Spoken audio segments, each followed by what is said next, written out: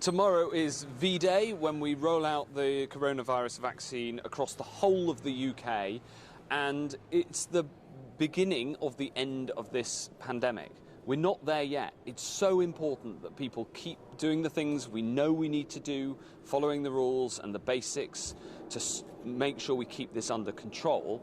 But we can now see the light at the end of the tunnel, and this vaccine will help us to get past this pandemic once and for all. I want to thank in advance the NHS staff who've been working so hard to prepare for what needs to start tomorrow, and then who'll be working incredibly hard throughout the winter to get this vaccine rolled out.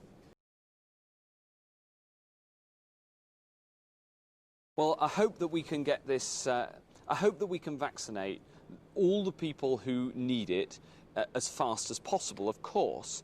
And top of that priority list includes people in care homes as well as the over 80s. We hope to begin the rollout to care homes by the end of next week, but it is a challenging procedure because of the need to keep the vaccine at -70. And that just shows how important it is for everybody to keep following the rules and keep doing everything you can to keep the virus under control in the meantime.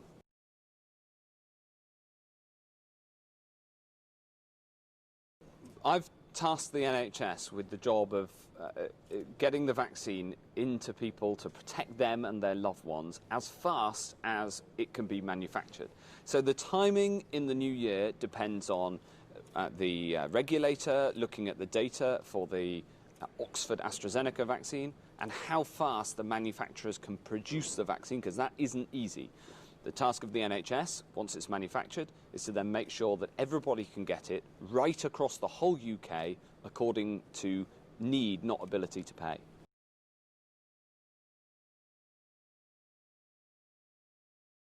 I'm confident that the NHS is going to be able to roll out this vaccine according to need, to make sure that those who are most vulnerable to COVID-19 get called forward first, and to make sure that everybody can have access to it right across the whole of the UK.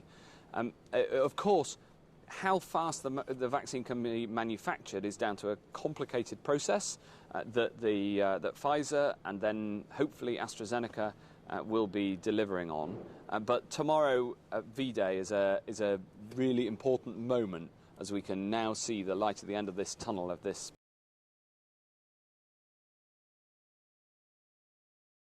Well, we've said that we think that from the spring we will see life starting to return to normal, and obviously the sooner we can vaccinate those who are vulnerable to COVID, the sooner that will be, and the speed of that is determined by how fast the manufacturers can produce the vaccine. The job of the NHS is to make sure that across all corners of the country we can get the vaccine to the most vulnerable as quickly, as safely possible, and that starts tomorrow.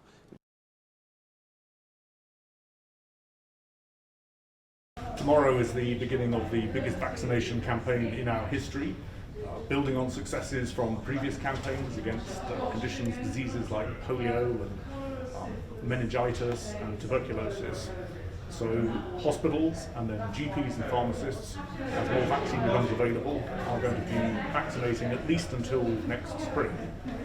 So in the meantime, we're going to have to continue to be very careful. But if we do that, I think there's every chance that we will look back on tomorrow as marking a decisive turning point in the battle against coronavirus.